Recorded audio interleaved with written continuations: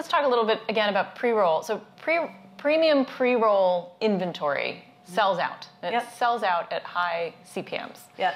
So once that's gone, what are our options for branded video advertising? Is there something outside of the pre-roll? Tell me a little bit about this idea of outstream versus in-stream opportunities, if you can. Yeah, I mean, quite frankly, when I was invited to this panel and it was about, outside of pre-roll, I don't even think about pre-roll. I don't. I think about these opportunities for brands within out of stream, and I think that's a tremendous opportunity from a contextual targeted perspective, and really just having a meaningful placement for that user within the editorial of publishers. And it's a win for publishers because now they have more opportunities for brands to distribute that content. And so I think brands are winning and publishers are winning because we're inserting it the right space and in contextually relevant placement. But there's also social, and mobile.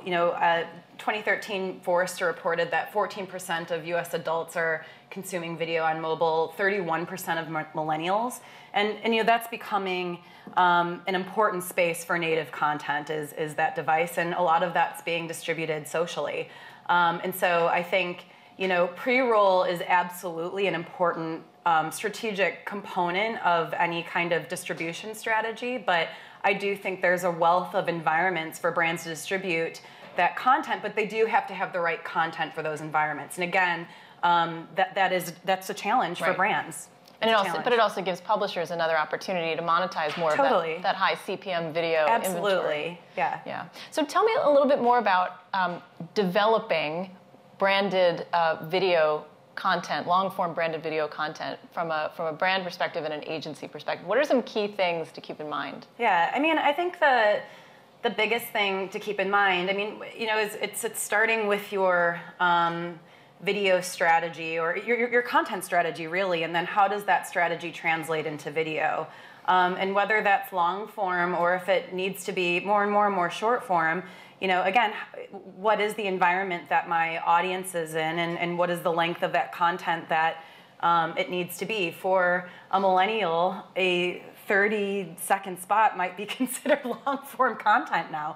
And you need to have the skill sets that can tell a story for your brand in the most effective way for that consumer to respond. And I think also having the distribution mechanisms to, not only ideate content in, near real time, right time, but then to also have the ability to get that to market at the moment of need is important. So, I think a combination of knowing your audience, having the ability to respond, whether it comes to, the technology or the skill sets to actually create that content, are important when, thinking about branded content moving forward.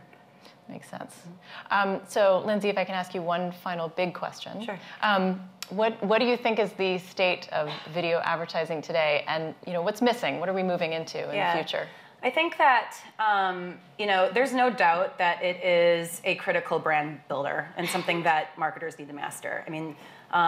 The emotions that you're able to convey, the information that you're able to share is really powerful. And again, it's growing, so it's not anything that a marketer can really ignore.